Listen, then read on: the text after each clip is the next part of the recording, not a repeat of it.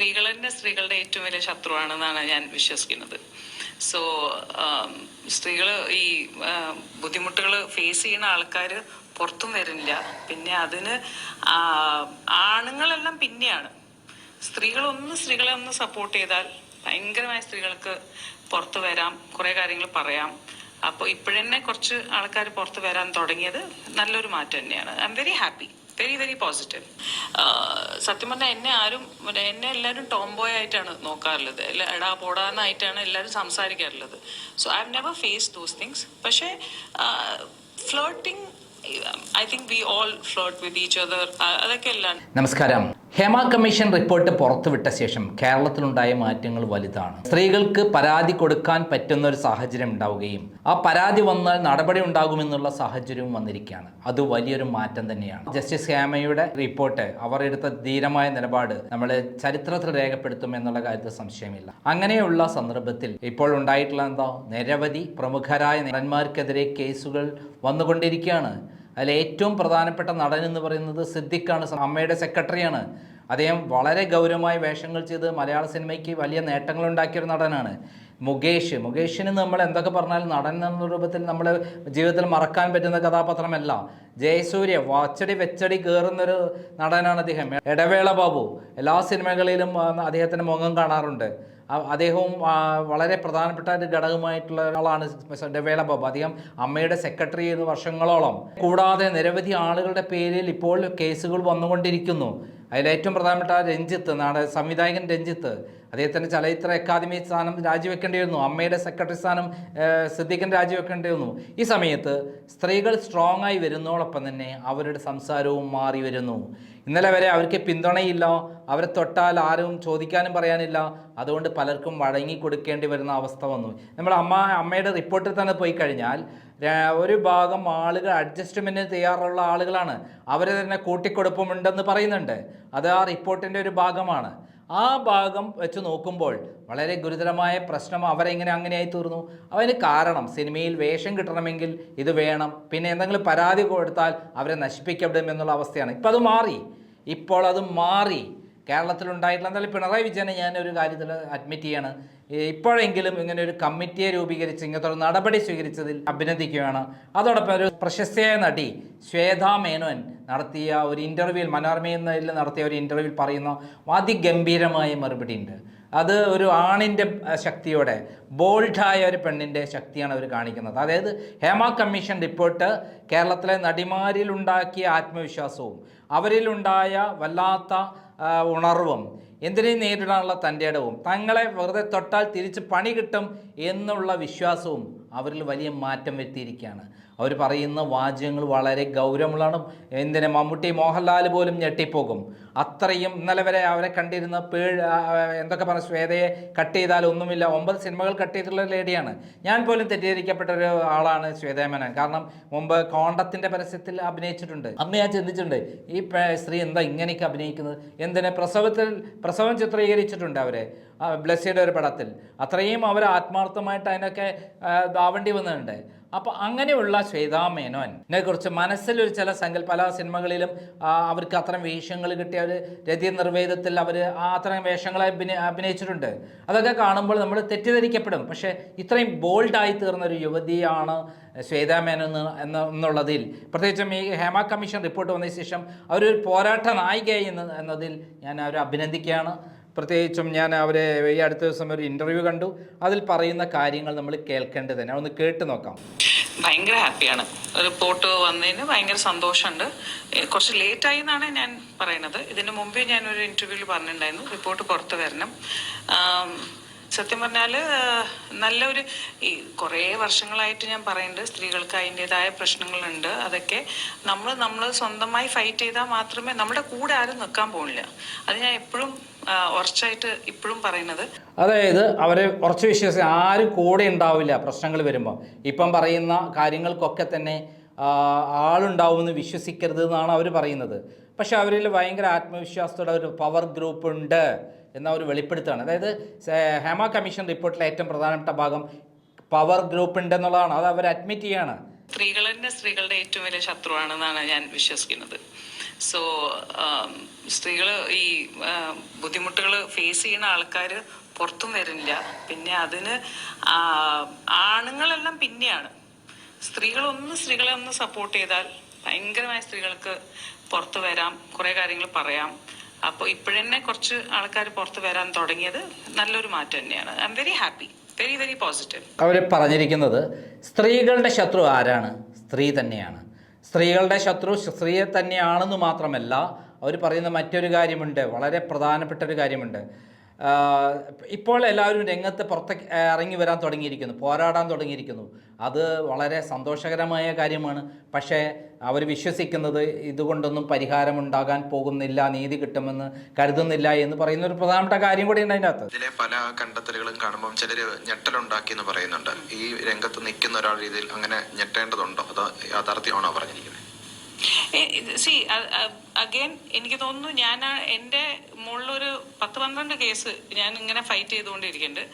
അപ്പൊ ഞാൻ എപ്പോഴും പ്രതികരിക്കുന്ന ഒരാളായിട്ട്, ഇന്നൊന്നല്ല, സ്കൂളിൽ ഞാൻ തുടങ്ങിയ തൊട്ടിട്ട് എന്നെ പ്രതികരിക്കുന്ന ഒരാളായതുകൊണ്ട് എനിക്ക് ഇതൊന്നും പുതുമയായിട്ട് തോന്നില്ല. ഐ ജസ്റ്റ് ഫീൽ ദാറ്റ് നമ്മൾ ചെറിയ കുട്ടിയാവുമ്പോൾ നമ്മളോട് എപ്പോഴും നോ പറയുന്ന സ്ഥലത്ത് നോ പറയണം എന്ന് ഞാൻ ഉറച്ച് വിശ്വസിക്കുന്ന ഒരാളായതുകൊണ്ട് യു ഷുഡ് സേ നോ. പിന്നെ ഇവിടെ ആരും നമ്മൾ പറയില്ലേ, they are all good family, good ബാക്ക്ഗ്രൗണ്ടിൽ നിന്ന് വരുന്ന ആൾക്കാരാണ്. പിന്നെ ഐ തിങ്ക് നമ്മൾ നോ പറയാത്തോണ്ടുള്ള പ്രശ്നമാണ്. പിന്നെ എല്ലാവർക്കും അവരുടേതായ സാഹചര്യങ്ങൾ എന്താണ് ബാക്ക്ഗ്രൗണ്ട് ഒന്നും എനിക്കറിയില്ല. സോ അവിടേക്കാണ് പ്രശ്നങ്ങൾ വരുന്നത്. അത് അവർ പറയുന്നത് നോ എന്ന് പറയേണ്ടടുത്ത് പറയണം, അത് പറയാത്തതാണ് കാരണം. ഞാൻ എവിടെയും നോ എന്ന് പറയാറുണ്ട് എനിക്ക് പറ്റാത്ത സ്ഥലത്ത്. അതാണ് അതിൻ്റെ ശരി. സത്യം പറഞ്ഞാൽ മമ്മൂട്ടി മോഹൻലാലൊക്കെ ഞെട്ടുകയാണ്. ഇത്രയും തന്നെ അടുത്തോടെ ബോൾഡായിട്ട് വരുന്ന ഒരു പെൺകുട്ടി. ഈ പെൺകുട്ടി ആരാണ്? ഒരു പട്ടാളക്കാരൻ്റെ മകളാണ്. ആ പട്ടാളക്കാരൻ്റെ മകൻ, എനിക്കറിയാം, കോഴിക്കോടുള്ള സമയത്ത് ഇവർക്കെതിരെ ധാരാളം ആരോപണങ്ങൾ വന്ന സമയത്ത് അവരുടെ പിന്നെ അവിടെ വലിയ ഇഷ്യൂ ആയി. അവസാനം ഫാദർ കേണൽ വന്നു, എൻ്റെ മോൾ അഭിനയിക്കുന്നതിന് നിങ്ങൾക്കെന്താ? കോണ്ടത്തിൻ്റെ ഒരു പരസ്യത്തിൽ അഭിനയിക്കുന്ന സമയത്താണ് അത്തരം വലിയ പ്രചരണങ്ങൾ വന്നത്. പക്ഷേ ഫാദർ വന്നത് എൻ്റെ അടുത്ത് പറഞ്ഞു, എൻ്റെ മകൾ ഇങ്ങനെ അഭിനയിക്കുന്നതിന് നിങ്ങൾക്കെന്താ എന്നാണ് ചോദിച്ചത്. അവരതിൻ്റെ ആ രീതിയിൽ അഭിനയിക്കുന്നു, നിങ്ങൾക്ക് യാതൊരു അതിൻ്റെ അത് ബന്ധവുമില്ല. കാരണം എൻ്റെ മകൾ അങ്ങനെ ആരാണ് എന്താണെന്ന് എനിക്കറിയാം. എൻ്റെ മകളെ എനിക്ക് അറിയുന്നിടത്തോളം നിങ്ങൾ എൻ്റെ അടുത്ത് വന്ന് പറഞ്ഞാലൊന്നും വിലയില്ല, വിലകേടുണ്ടാകും. നിങ്ങൾ എന്ത് പ്രചരിപ്പിച്ചാൽ ഒരു മണ്ണാങ്കട്ടിയും ശ്വേതാമേനോന് സംഭവിക്കാൻ പോകില്ല എന്ന് പറഞ്ഞിട്ട് ഒരു ബോൾഡായ ഫാദറെ പിന്നെ ഞാൻ ഓർക്കുന്നുണ്ട്. അടക്കം അമ്മയുടെ വാർത്താ സമ്മേളനമൊക്കെ ഉണ്ടായപ്പം അമ്മ ഇതിനെ സ്വാഗതം ചെയ്യുന്നുണ്ട്. പക്ഷെ അതിൽ പങ്കെടുത്ത നേരത്തെ പറഞ്ഞ പോലെ ചില സ്ത്രീകൾ തന്നെ ഇങ്ങനെ അതിനെ പ്രതികരിക്കുന്നതിന്റെ പേരിൽ അവസരം നഷ്ടപ്പെടുന്ന സാഹചര്യങ്ങളൊന്നും തന്നെ ഇല്ല, അല്ലെങ്കിൽ അതിനകത്ത് പറഞ്ഞേക്കണം ചില അനുഭവങ്ങളൊന്നും ഞങ്ങൾക്കുള്ളതായിട്ട് തോന്നുന്നില്ല എന്നൊക്കെ പറഞ്ഞു. അത് ശരിയാണോ ആ നിലപാടുകൾ?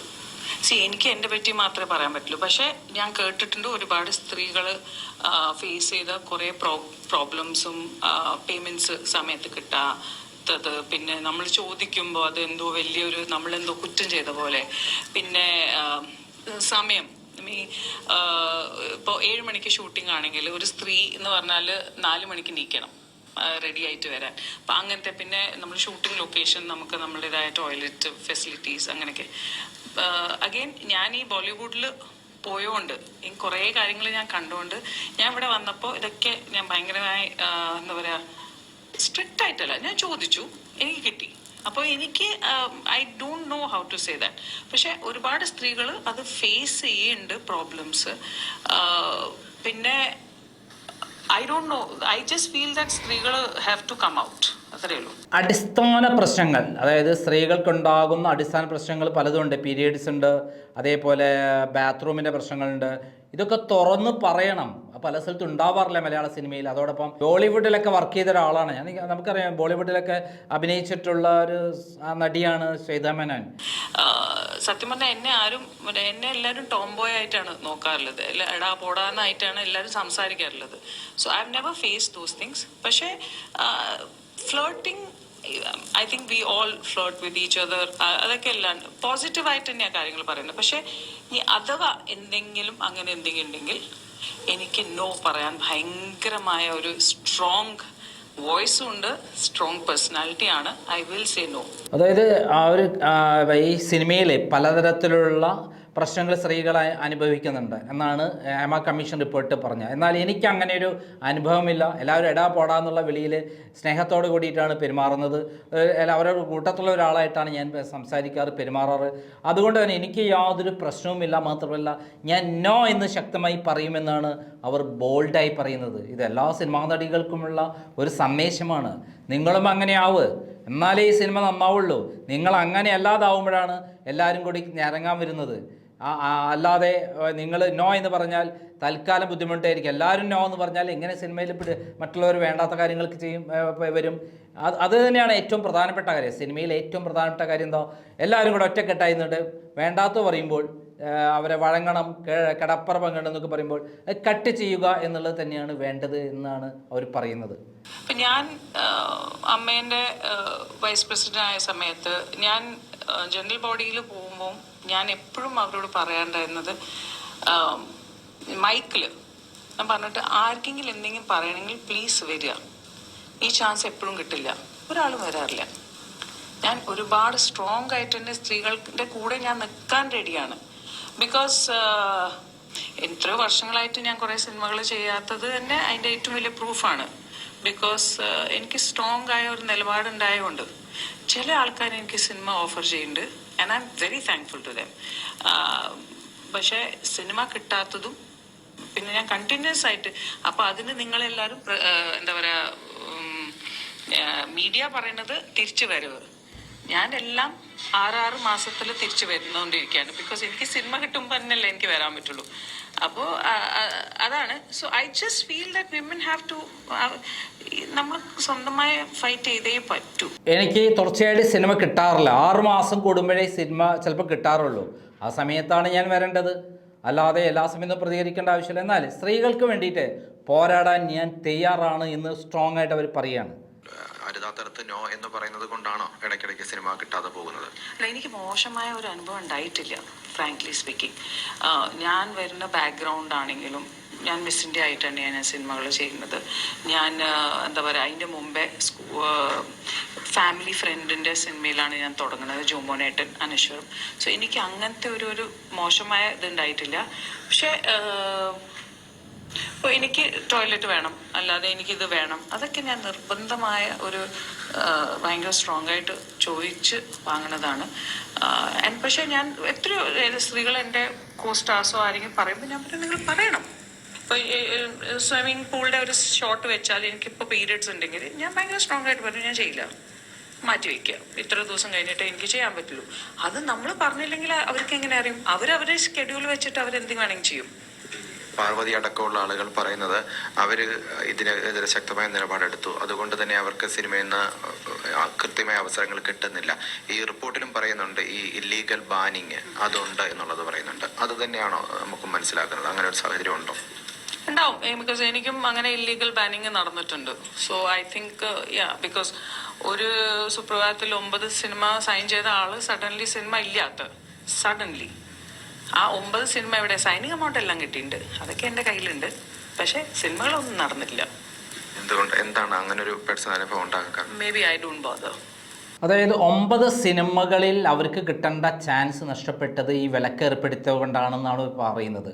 അതോടൊപ്പം തന്നെ ഒരു മിസ് ഇന്ത്യ ആയിരുന്നു അവർ.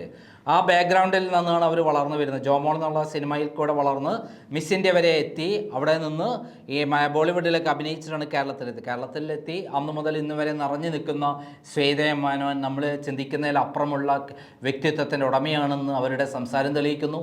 ആ വ്യക്തിത്വം തന്നെ ആവട്ടെ അവരുടെ ജീവിതത്തിൽ വിജയത്തിന് കാരണമാവേണ്ടത് എന്ന് നമുക്ക് വിശ്വസിക്കാം. അതോടൊപ്പം തന്നെ നമ്മൾ പ്രത്യേകം കരുതേണ്ടത്, ഇതേപോലെ മാതൃകയായി മറ്റു സിനിമാ നടികളും രംഗത്ത് വന്നാൽ ഒരാൾക്കും ഒന്നും ചെയ്യാൻ പറ്റില്ല, ഒരു കുട്ടിയെ തൊടാൻ പറ്റില്ല എന്നുള്ളതാണ് സത്യം. അങ്ങനെയാവണം, സത്യത്തിൽ അങ്ങനെയാവണം എല്ലാ മേഖലയും. നന്ദി, നമസ്കാരം.